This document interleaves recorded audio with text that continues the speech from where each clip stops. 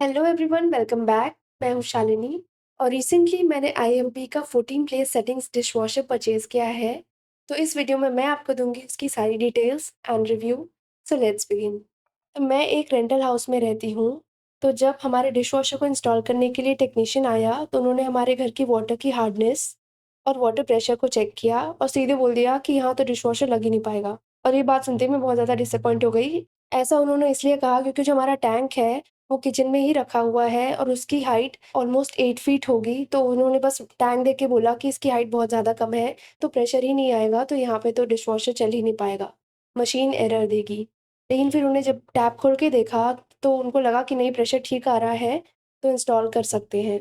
और हमारी वाटर की हार्डनेस भी उन्होंने ज़्यादा बताई और उन्होंने बोला कि आपको सॉफ्टनर तो लगवाना ही पड़ेगा, वरना आपके यूटेंसिल्स में व्हाइट-व्हाइट स्पॉट्स मिलेंगे और क्लीनिंग अच्छी नहीं होगी। तो हम उसकी बातों में नहीं आए, वो बहुत ज़्यादा हमको फ़ोर्स कर रहा था कि हम सॉफ्टनर उसी टाइम लगवा लें। मैं सॉफ्टनर के अगेंस्ट नहीं हूँ, सॉफ्टनर लगवाना एक अच्छी बात है, क्योंकि इससे आपकी मशीन की लाइफ़ भी बढ़ती है, स्केलिंग भी नहीं होती।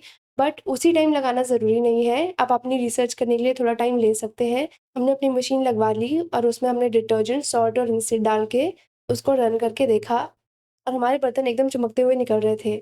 तो आप सॉफ्टनर अपने हिसाब से चेक करके लगवा सकते हैं, पहले ही दिन लगवाना ज़रूरी नहीं है। तो अब मैं आपको इसका कनेक्शन दिखाती हूँ। इसके कनेक्शन के लिए हमने टू वे टैप इंस्टॉल करवाया है, जिसमें एक तरफ वॉशिंग मशीन की पाइप कनेक्ट करी हुई है और एक ओपनिंग हमारे नॉर्मल यूसेज के लिए है। इस डिशवॉशर में 5 वॉश प्रोग्राम्स हैं: lightly soiled, water safe, pots and pans, hygiene and super 50। तो जब पहले दिन टेक्नीशियन आए थे तो उन्होंने हमें बोला था कि सुपर 50 वॉश प्रोग्राम में आपके सारे यूटेंसिल्स बहुत अच्छे से साफ़ हो जाएँगे, तो मैंने फर्स्ट डे वही वाला प्रोग्राम लगाया था। जब प्रोग्राम रन होने के बाद मैंने मशीन को खोल के देखा तो मेरे सारे बर्तन इतने अच्छे से साफ़ नहीं हुए थे, स्पेशली जो कुकिंग के बर्तन थे। तो मुझे लगा कि मेरे तो पैसे वेस्ट हो गए। फिर मैंने सोचा कि इसमें 5 वॉश प्रोग्राम्स हैं, सारे वॉश प्रोग्राम्स को लगा-लगा के मैं चेक करूँगी कि कौन-सा वॉश प्रोग्राम बेस्ट रिज़ल्ट्स देता है। और मैंने एक चीज़ नोटिस नहीं करी थी कि जो डिशवॉशर का डोर है, इसके ऊपर सारी डिटेल्स हर प्रोग्राम के बारे में दी हुई है। मैंने उसको पहले ही दिन पढ़ लिया होता, तो मुझे पता चल जाता कि मेरे लिए बेस्ट प्रोग्राम कौन-सा है। तो अब मैं जो प्रोग्राम यूज़ करती हूँ, वो है पॉट्स एंड पैन्स। इस प्रोग्राम में मेरे सारे बर्तन बहुत अच्छे से क्लीन हो जाते हैं। मेरे घर में अभी 3 लोग हैं, तो मुझे इस मशीन को पूरे दिन में बस 1 बार चलाना पड़ता है, तो मैं इसे रात में ही चलाती हूँ। मैं दिन भर इसमें बर्तन लोड करती जाती हूँ और रात को मैं इसको चला के सो जाती हूँ, सुबह मुझे एकदम साफ-सुथरे बर्तन मिलते हैं। इस डिशवॉशर में 2 ट्रेज़ हैं, तो मैं इसमें नीचे की तरफ सारे कुकिंग के बर्तन लगाती हूँ स्पेशली और प्लेट्स लगाती हूँ और ऊपर कटोरी, ग्लास या चम्मच, ये सारी चीज़ें। साइड में इसमें कटलरी की ट्रे है। एक कटलरी का बॉक्स भी आया था, पर मैं उसे यूज़ नहीं करती क्योंकि मेरी इतनी ज़्यादा कटलरी होती नहीं है और दूसरा ये एक पूरे बर्तन की स्पेस भी ले लेती है, इसीलिए मैं इसको यूज़ करना अवॉइड करती हूँ। इस मशीन में 2 फैन्स हैं, जिसमें से इस प्रेशर से पानी निकलता है और इसी से बर्तन साफ़ होते हैं। पूरे बर्तन लोड करने के बाद मैं इसके फैन्स को चेक कर लेती हूँ, कहीं फँस तो नहीं रहे हैं। और यहाँ पे हम सॉल्ट फिल करते हैं और ये इसका फ़िल्टर है, जिसको आपको 3 से 4 दिन में एक बार क्लीन करते रहना चाहिए। इसकी जो ऊपर वाली रैक है, हम इसकी हाइट एडजस्ट कर सकते हैं अपने हिसाब से। अब मैं इसमें डिटर्जेंट फिल कर देती हूँ।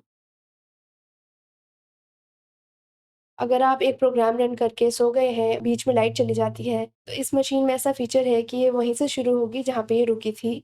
इस मशीन में जितने भी खाने-पीने के बर्तन हैं, वो तो बहुत ईज़िली साफ़ हो जाते हैं, बट जो कुकिंग के बर्तन हैं, स्पेशली अगर वो जल गए हैं, तो उनको थोड़ी स्क्रबिंग की ज़रूरत पड़ती है, बट नॉर्मल कुकिंग के बर्तन आराम से साफ़ हो जाते हैं। आप बस अगर उसको रिंस करके डाल दोगे, तो ज़्यादा अच्छा होगा। वैसे रिंस नहीं करोगे, तो भी वो क्लीन कर देगा, बट अगर आप ऐसे ही डालोगे, तो उसका फ़िल्टर क्लॉग होगा, फिर ड्रेन में दिक्कत आएगी, तो इससे बेटर है कि आप उसको रिंस कर लो। और रिंस करने का एक और फ़ायदा है कि मशीन से स्मेल भी नहीं आएगी। इसमें मैं सारे प्लेट्स सारे खाने-पीने वाले बर्तन तो साथ-साथ ही लगाते चली जाती हूँ, जब भी मैं मतलब जैसे ही बर्तन निकलता है मैं उसको लगा देती हूँ। बट जो कुकिंग के बर्तन हैं, उसमें मैं पानी भर के रख देती हूँ और तभी उसको लगाती हूँ मशीन में, जब मैं मशीन रन करने वाली हूँ। इस मशीन में स्टील के बर्तन तो आप आराम से धो ही सकते हो। डिश वॉशर सेफ प्लास्टिक भी आप इसमें धो सकते हो। मैं इसमें अपनी वुडन की चीज़ें भी डाल देती हूँ, जैसे बेलन वगैरह, तो वो तो आराम से साफ़ हो जाते हैं। मैंने इसमें एल्यूमीनियम भी डाल के साफ़ किया, साफ़ तो हो जाता है, बट उसकी शाइन चली जाती है। और स्पेशली एनोडाइज़्ड एल्यूमीनियम आप इसमें मत डालो, अगर आपको उसकी शाइन बरकरार रखनी है। क्लीन तो हो जाएगा, लेकिन उसकी शाइन चली जाएगी। इस मशीन का लाइट का कंज़म्पशन भी मैं आपको बताती हूँ। एक दिन इस मशीन को रन करने से पहले मैंने अपनी मीटर की रीडिंग नोट कर ली थी। तो अगले दिन जब मैंने रीडिंग चेक करी तो मीटर में 2 यूनिट चले हुए थे। पर आप सोच रहे होंगे कि इसने 2 यूनिट ले लिए, बट ऐसा नहीं है। रात में फ्रिज और इन्वर्टर भी चलता रहता है, तो इसमें उसकी भी लाइट कंज़म्पशन है। तो आप समझ के चलो कि ये मशीन एक बार में 1 यूनिट कंज़्यूम करती है। और मेरे यहाँ लाइट का रेट है ₹8। ₹8 में मेरे बर्तन एक बार वॉश हो जाते हैं। अगर आप मेड से इस मशीन को कंपेयर करेंगे तो आपका परचेज़िंग कॉस्ट एक बार लगेगा, उसके बाद आपको पर मंथ इसकी कॉस्ट मेड से सस्ती ही पड़ेगी।